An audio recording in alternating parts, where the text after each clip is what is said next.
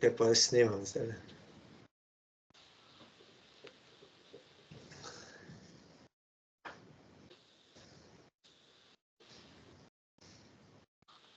Today is a very auspicious day, Jaya Ekadashi, fasting and remaining near Krishna by serving him, by chanting his name more. And we are hearing Srimad Bhagavatam, the quintessence of all scriptures. Last time we heard that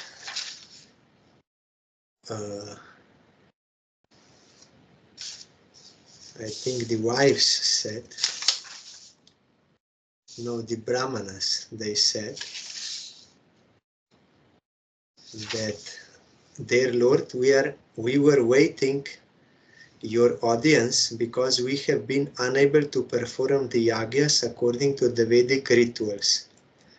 We pray unto you, therefore, to be pleased with us. Simply by chanting your holy name, one can surpass all obstacles. We offer our respectful obeisances unto you in your presence. Here it is written in commentary. The Brahmana priests were very hopeful that their sacrifice would be carried out without obstacles now that Lord Vishnu was present. It is significant in this verse that the Brahmanas say, simply by chanting your holy name, we can surpass the obstacles. But now you are personally present. The performance of yagya by Daksha was obstructed by the disciples and followers of Lord Shiva. The Brahmanas indirectly criticized the followers of Lord Shiva, but because the Brahmanas were always protected by Lord Vishnu, Shiva's followers could not do any harm to their prosecution of the sacrificial process. But the point was Daksha committed offense to Shiva. So there is a saying that when Krishna protects someone, no one can do him harm. And when Krishna wants to kill someone, no one can protect him. Hari mare rakhe ke. Hari rakhe mare ke. This is Bengali. The vivid example was Ravan. Ravan was a great devotee of Lord Shiva, but when Lord Ramachandra wanted to kill him, Lord Shiva could not protect him. If some demigod, even Lord Shiva or Lord Brahma, wants to do harm to a devotee, Krishna protects the devotee. But when Krishna wants to kill someone, such as Ravan or Hiranyakashipu, no demigod can protect him. Maitreya Uvach. Iti Dakshah Kaviryagyam Padra Rudra Bhi Marshitam Kirtyamane Hrishikeshe Saninye Yagya Bhavane. Shri Maitreya said, after Lord Vishnu was glorified by all present, Daksha, his consciousness purified, arranged to begin again the yagya which had been devastated by the followers of Lord Shiva. Bhagavan Svena Bhagena Sarvatma Sarva Bhagabhuk Daksham Babhasha Abhasya Priyamana Ivana Gha. Maitreya continued, my dear sinless Vidur, Lord Vishnu is actually the enjoyer of the results of all sacrifices.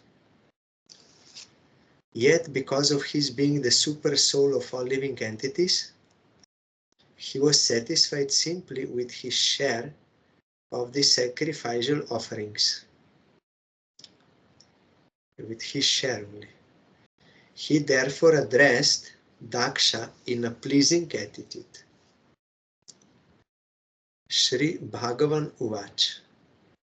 Aham Brahma cha sarvascha Jagatah Karanam Param Atmeshwara Upadrashta Swayan Drik Avisheshana. Lord Vishnu replied, Brahma, Lord Shiva and I are the supreme cause of the material manifestation.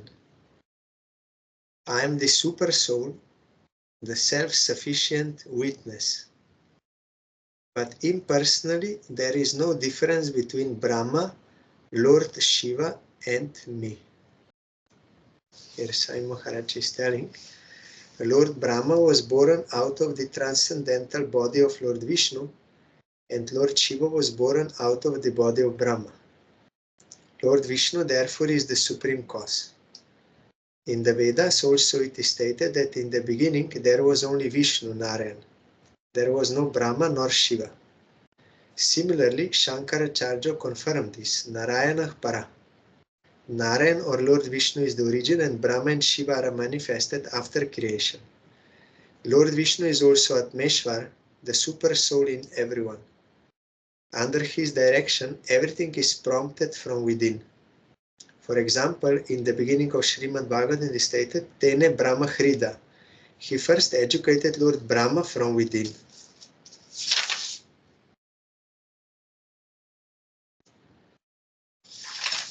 Here also we can see, before creation, there is no Brahma, no Shiva.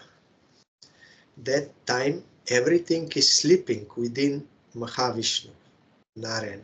Everything sleeping inside, no manifestation. So all these material manifestations, they are temporary. What karma one did in previous creation, when he will sleep in Mahavishnu, then next creation that will be again awakened and he will continue from there. But all these are temporary forms. Even Brahma has to die, Shiva has to go. So we, because now this topic is so prominent everywhere, when demigods were defeated by demons and they could not be revived, then other demigods, they approached Lord Vishnu to protect them, to help them. Then Vishnu gave them that idea that they should make a truce, means alignment with demons, and they should churn the milk ocean, and then nectar will be produced and they will take that nectar, then they can be revived. So then they did. First poison came out and Shiva drank poison, then so many other things and Lakshmi or so many things. Then finally nectar came and Dhanvantari was keeping in pot. That pot is called Kumbha. So when Mohini snatched, then some drops of that nectar fell on the earth, and that is Kumbha Mela. You will get that Amrita if you take bath in that particular time, that particular place. So this year is Mahakumbha Mela, 144 years it is happening. And only in Prayagraj. So what kind of nectar is this? It is stated in Bhagavatam, it is to remove your old age and death. That is this worldly old age and death. Like that, demigods, they don't have. Their amor means they are immortal, but in the sense that their life is so long and they have no diseases, they have no old age like this. But still, they also have to die one day. When the end of Brahma, that life, they all have to die. And even Brahma has to die that time. But others already before, those who are in Svarga, when their pious activities are finished, they will again fall down to this mortal world. They will have old age, they will have this kind of death, everything is there. So this Amrita is of that type.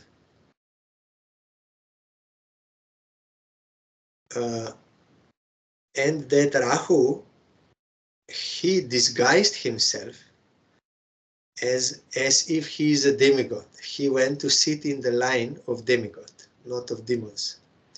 But actually he belongs to demons. So he was sitting there and no one could understand. And he started drinking that nectar, but Vishnu Mohini understood and killed.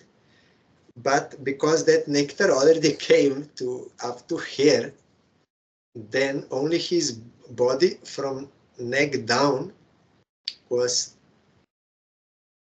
it died, because that was protected by nectar. But Rahu, that planet, only head planet, that will also be finished.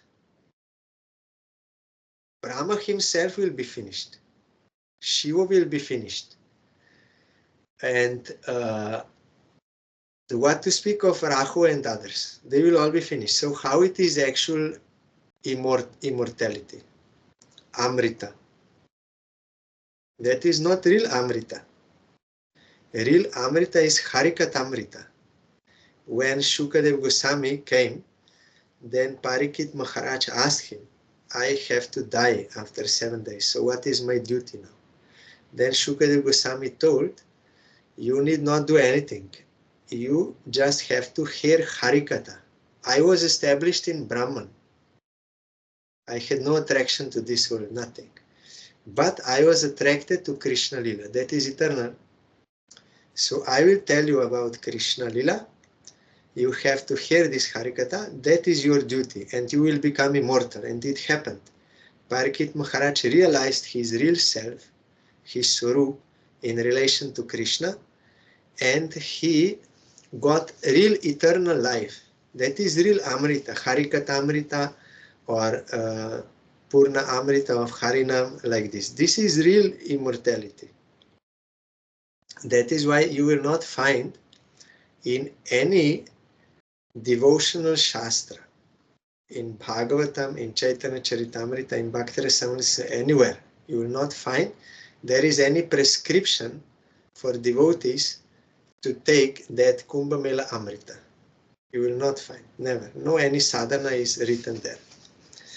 But if someone goes, that is okay for getting that encouragement and for preaching.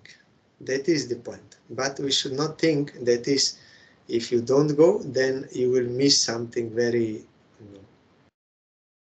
So here we see that even Brahma will be destroyed. What to speak of Rahu? Though he drank nectar, and the other demigods, they drank nectar. So we have to go according to Shastra, not according to our speculation and popularity.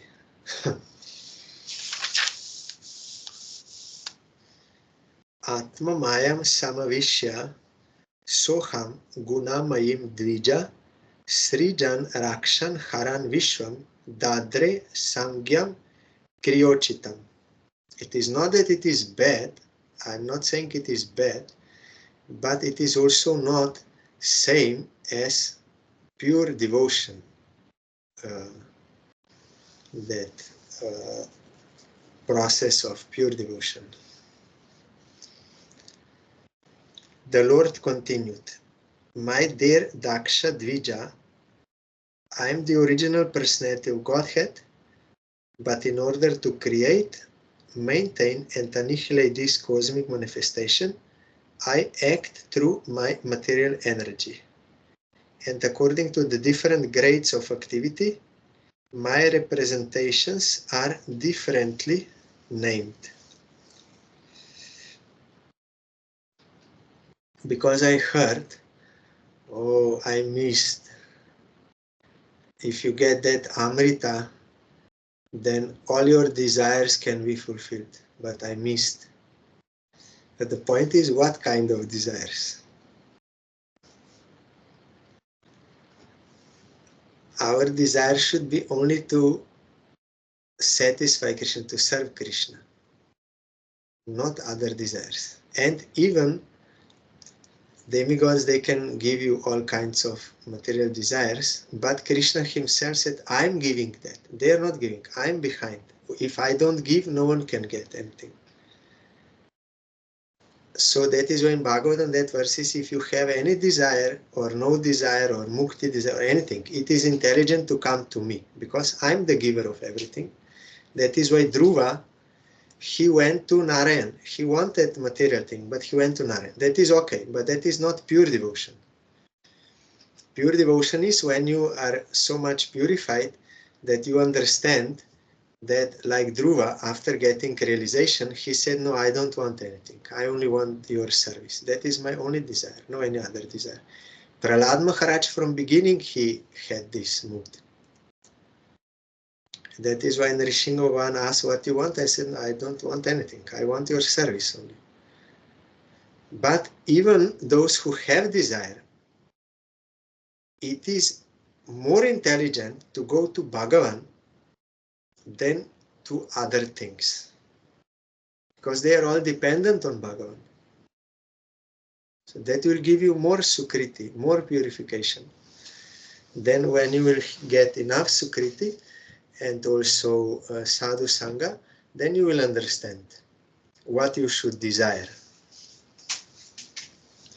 And when we will have only that desire, then we will get immortal life. Because immortal life is only possible in Krishna Lila.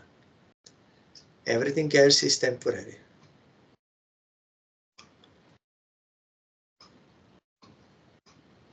So the Lord continued, my dear Daksha Dvija, I am the original personality of Godhead, but in order to create, maintain and originate this cosmic manifestation, I act through my material energy. He is not under, but he acts by or through that material energy.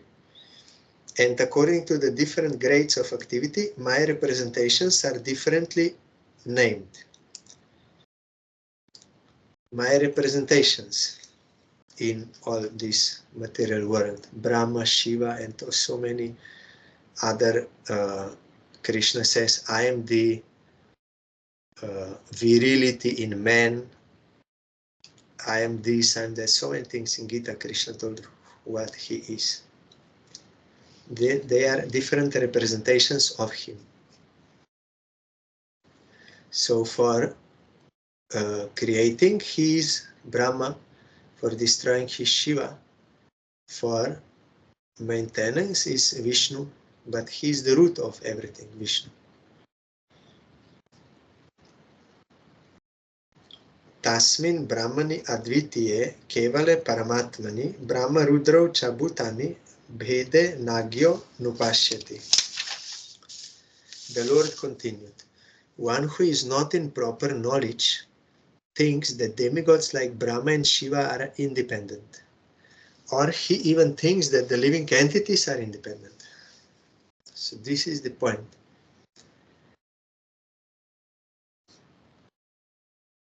There are those who are worshipping in Tamaguna. Yesterday I told, according to Tamasic Puranas, they will think Shiva is supreme, God, independent of everything. So that kind of mentality, that kind of conception is detrimental to one-pointed devotion to Vishnu. That is why Ramanuja Acharya said, even if tiger attacks you, you should not take shelter of Shiva temple. Better you die. He is not against Shiva. Lakshman is not against Shiva. But that kind of mentality, conception, that is detrimental for one-pointed devotion. So he told, if a tiger will eat you, then at least you will lose your body only.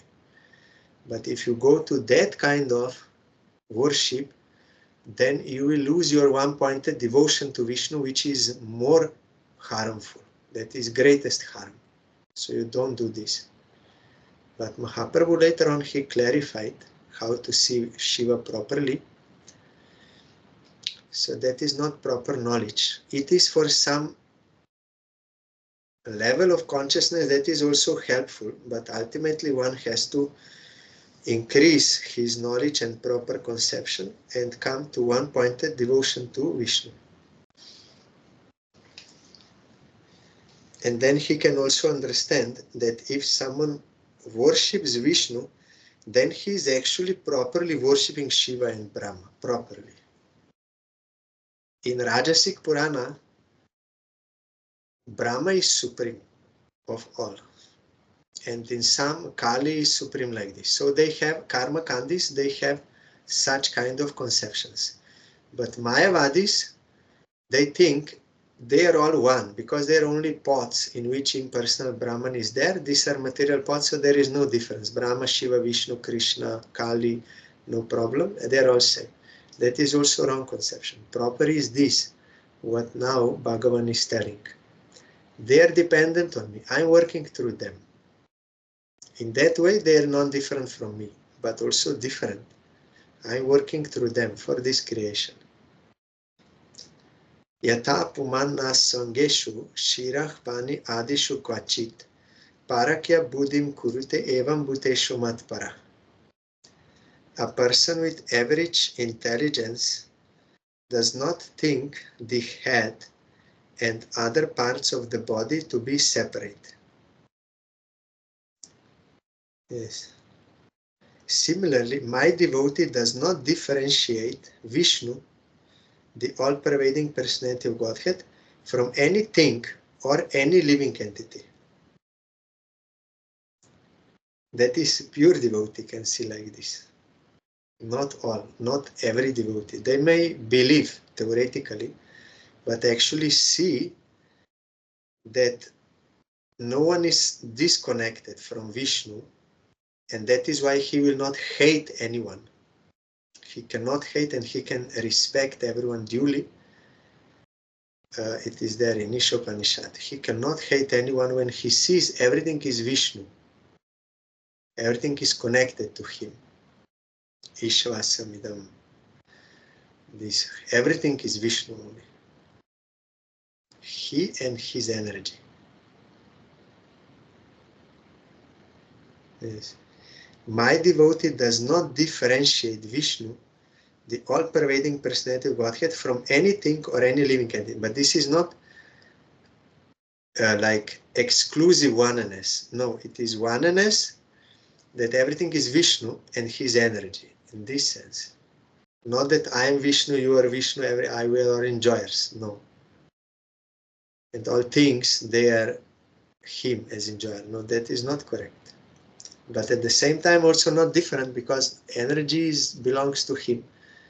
It is him.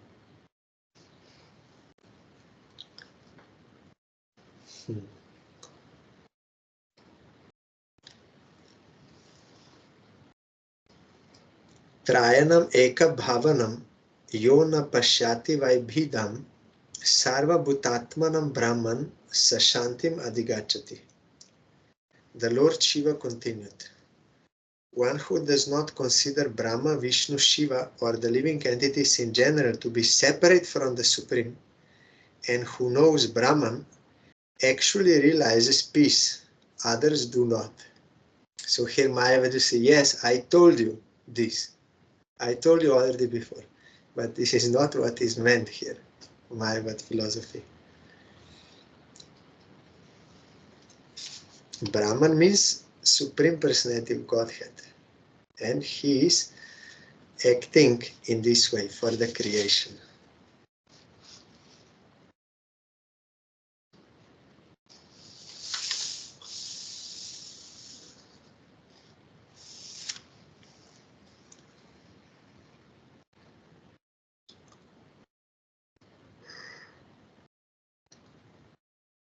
No one is independent. Every one of us is an expansion of the Supreme Personality of Godhead.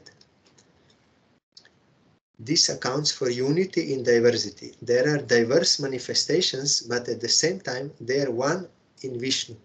Everything is an expansion of Vishnu's energy. Here, this Achintya Beda is there. Maitreya Uvach. Evam Bhagavatadishta Prajapati Patir Harim Architva Kratuna Svena Devan Ubhayato Yajat. The sage Maitreya said, thus Daksha, the head of all Prajapatis, having been nicely instructed by the Supreme Personality of Godhead, worshipped Lord Vishnu. After worshipping him by performing the prescribed sacrificial ceremonies, Daksha separately worshipped Lord Brahma and Lord Shiva. That is proper way. Yes, here in commentary, Lord Vishnu should be offered everything, and his prasad should be distributed to all the demigods. This practice is still followed in the temple of Jagannath at Puri. There are many temples of demigods around the main temple of Jagannath, and the prasad which is offered first to Jagannath is distributed to all the demigods. The deity of Bhagalin is worshipped with the prasad of Vishnu, and also in the famous Lord Shiva temple in Bhubaneswar, the prasad of Lord Vishnu or Lord Jagannath is offered to the deity of Lord Shiva. This is the Vaishnava principle. The Vaishnava does not deride even ordinary living entities, including the small ant. Everyone is offered proper respect according to his position. The offering, however, is in relation to the center, the Supreme Personality of Godhead, Krishna or Vishnu. The devotee who is highly elevated sees the relationship to Krishna in everything. He does not see anything as being independent of Krishna. This is his vision of oneness. Yes, here it is very clearly Sai Maharaj told. It means highly elevated devotee. Not ordinary Kanishta or beginner, even Madhyam cannot see fully in this way. All are related to Krishna. Madhyam can see, but not in the same way as Uttam can see. Because Madhyam still sees their devotees, they are non-devotees. So he tries to convert devotees to devotees, non-devotees to devotees, and those who are totally against, he avoids them and all these things. He's friends with Vaishnava. But Uttamadhikari, he sees everyone is worshipping Krishna, directly or indirectly, so he cannot preach. Everything is meant for his lila. Hiranyakashipu is meant for his lila. Ravan is meant for his lila. All are meant for his lila. All are serving him. Otherwise we cannot know. Also, we are hearing how Bharat Maharaj, he rejected Kaikeyi as his mother, because Kaikeyi told that you, Dasharat, you give me two boons. One is Ram should be exiled to forest, and my son will be king. So Bharat rejected her as mother. That verse there, Guru Nasasat, you have to reject your guru, mother, or anyone who cannot save you from death, means who doesn't give you devotion to Krishna. So anyone obstructing devotion, you cannot accept as mother, father, guru, or anyone. So he rejected. But when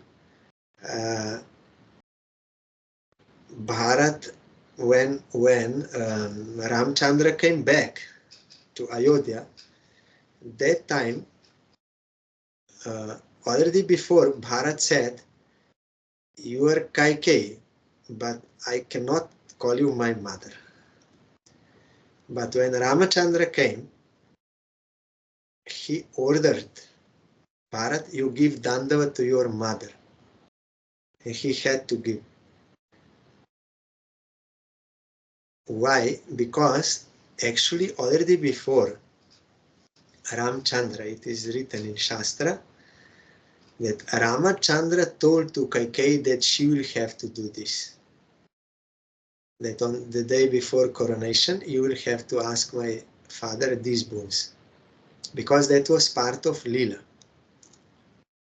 She is also playing the part of Leela. And out of devotion to Ramachandra, she did that.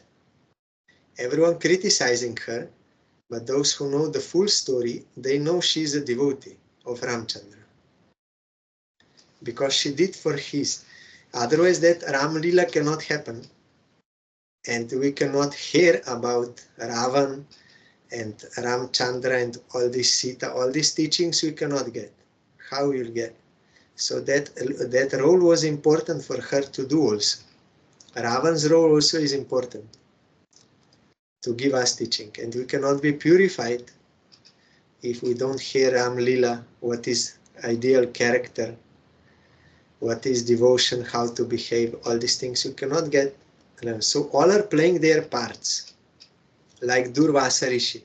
He played that part only to show the glory of real devotee Ambrish Maharaj.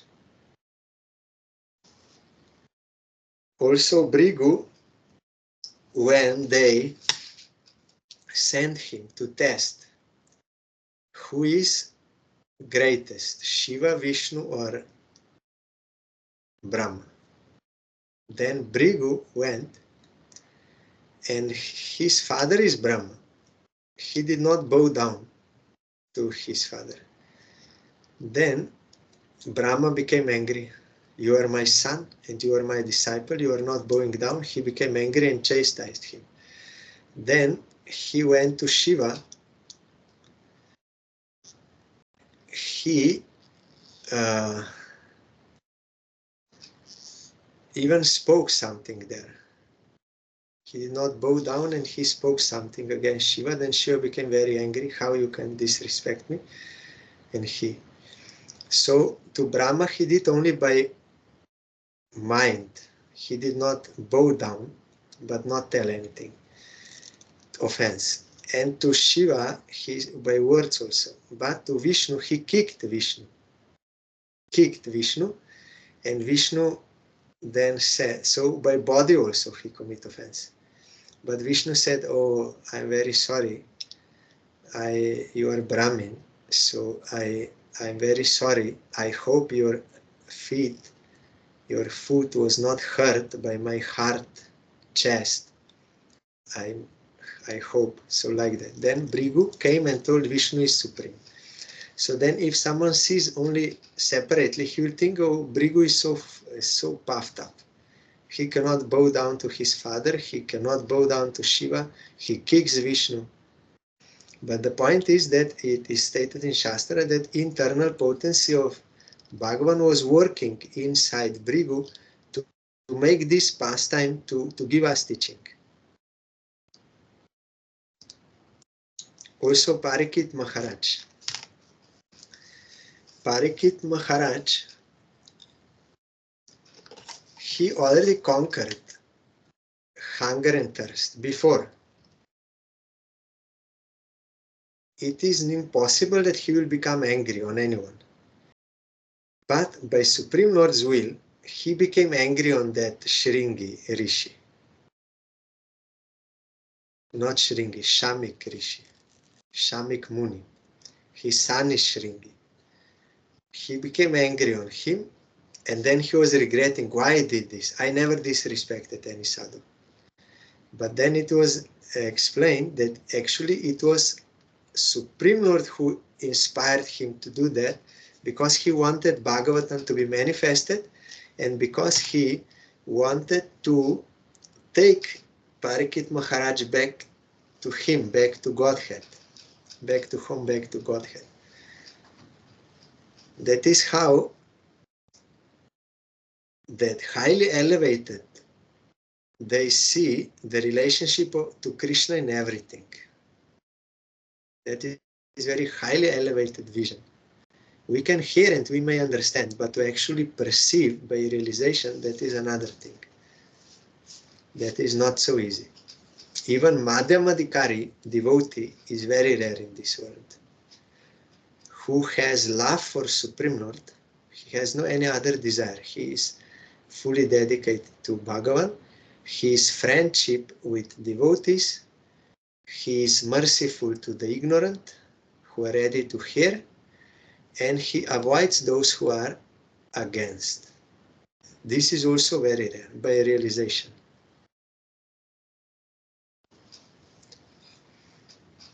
So such devotee, that is his vision of oneness. Rudram chasvena bhagena hyupa dhavat samahitaha karma no dava sanena samapan itaran api udavasya sahar tvig sasno ava britam tata. With all respect, Daksha worshipped Lord Shiva with his share of the remnants of the yagya. After finishing the ritualistic sacrificial activities, he satisfied all the other demigods and the other people assembled there. Then, after finishing all these duties with the priests, he took a bath and was fully satisfied. So here we see Daksha committed offense to Shiva. And Shiva punished him for his own good, for his own rectification, and that had a good effect. His consciousness was purified, and he did yagya properly to Vishnu, and he offered prasad to Shiva and was fully successful, fully satisfied. After he took bath and was fully satisfied, because that is pure devotion. So he got it by the grace of Shiva. Tasma apyanu bhavena svanaiva vaptarada se dharma eva matim datva tridashaste divam yayu. Thus, worshipping the Supreme Lord Vishnu by the ritualistic performance of sacrifice, Daksha was completely situated on the religious path.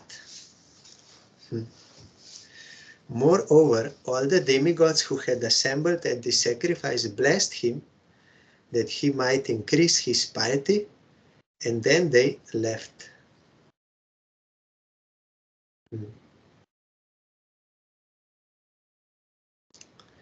So here in commentary, although Daksha was considerably advanced in religious principles, he awaited the blessings of the demigods.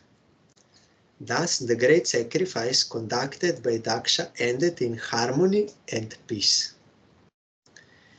Evam Dakshayani hitva sati purva kalevaram yagye himavata kshetre menayam iti shushruma. Maitreya said, I have heard that after giving up the body she had received from Daksha, that is Dakshayani, his daughter, took her birth in the kingdom of the Himalayas. She was born as the daughter of Mena. I heard this from authoritative sources. Mena is also known as Menaka and is the wife of the king of Himalayas.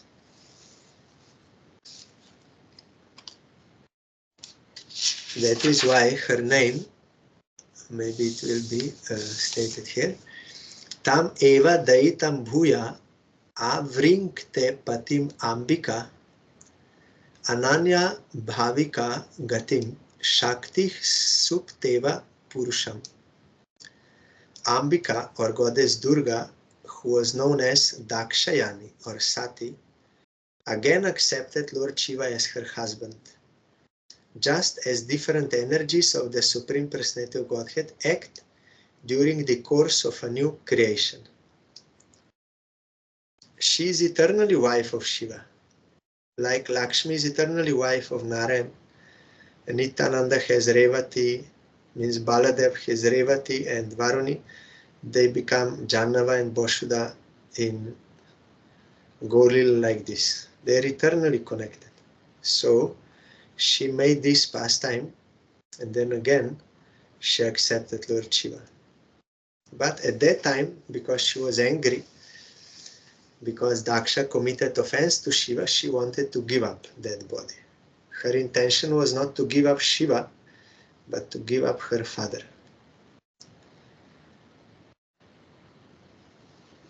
So, the connection of Lord Shiva and Ambika or Durga is eternal, yes.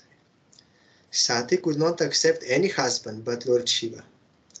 how Lord Shiva remarried Durga as Himavati, the daughter of the Himalayas, and how Kartikeya was born is a great story in itself.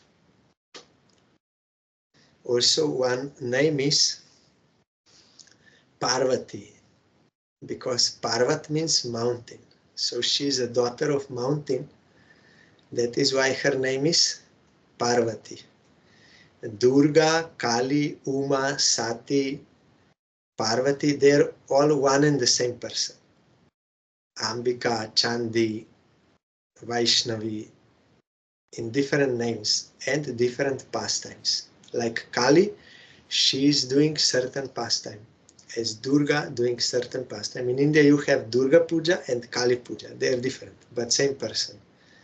Like we are worshipping, tomorrow we will worship Varaha Bhagavan. Another day we will worship Vaman Bhagavan. Another day we will worship Ram Bhagavan. All same person, but different lila. Like that, Durga Puja, Kali Puja, and there is another Jamadri or something. I forgot. That is also Durga, but another puja. Jagadhatri. I think Jagadhatri is. Etat Bhagavatah Shambho Karma Daksha Dvara Druha Shrutam Bhagavata Chishat Udavan Me Brihaspate. Maitreya said, my dear Vidur, I heard this story of the Daksha Yagya, which was devastated by Lord Shiva from Udava, a great devotee and disciple of Brihaspati. I told some days back that this is Bhagavad Guru Parampara. Maitreya is disciple of Udap.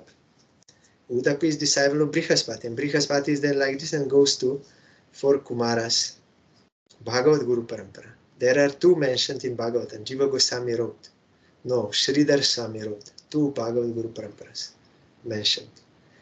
One is where that Brahma, Narad, Vyas, Madhva, like this. Idam pavitram param isham cheshtitam yashasyam ayushyam aghaugha marshanam yo nitya dakarnya naro nukirtayet dhunoti agham kaurava bhakti bhavataha. The great sage Maitreya concluded, if one hears and again narrates with faith and devotion this story of the Daksha Yagya as it was conducted by the Supreme Personality of Godhead Vishnu, then certainly one is cleared of all contamination of material existence, O son of Kuru. So we may buy ticket, train ticket, flight ticket, car, and go to take bath in Kumbh Mela. That is okay. And you will get the rescue from all sins and you will get that. But also, if you hear with faith and devotion, you will get this here. You will get Amrita, eternal Amrita. Your all sins will be removed and tendency to commit sins will be removed, and you will get devotion to Supreme Lord by hearing Bhagavatam. Parikshit Maharaj got it. Anyone else can get it if he will hear with faith and devotion. That Gokarna's brother, Dundukari, was rescued by hearing Bhagavat Saptaha, 7 days. So much sinful that even a Shraddha ceremony and other things did not work. But Bhagavatam worked, but he heard with faith and devotion. Only once he heard. So it is possible. So tomorrow we will hear about Varaha Bhagavan. Then Monday is Nityananda Trayodashi. Then Narottam Thakur, I think here next chapter now starts about Dhruva Maharaj. So this is very famous topic, very important topic. In 4th canto, Mahaprabhu was hearing again and again. And also Nityananda Prabhu, he is Bhagavan. and he was ordered to preach by Chaitanya Mahaprabhu. Even before, in Navadip, Mahaprabhu ordered Haridas and Nityananda to preach everywhere. They were in the form of sannyasis. First, Nityananda Prabhu was brahmachari and traveling everywhere, all pilgrimage place. Then, he was avadut, don't care about anything. When Mahaprabhu ordered them to preach, then they were like sannyasis, in sannyasi form, because sannyasi needs ideal character for preaching, so they're like sannyasis.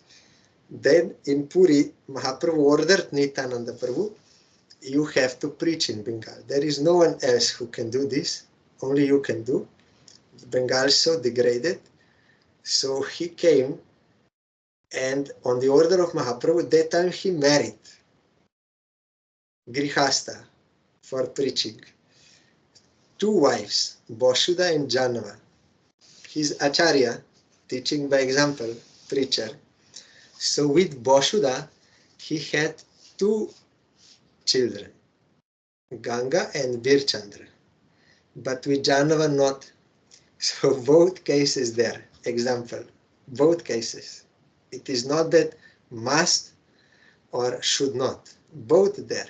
It depends what Krishna wants, but both examples there. So tomorrow we'll hear about Bhagavatam.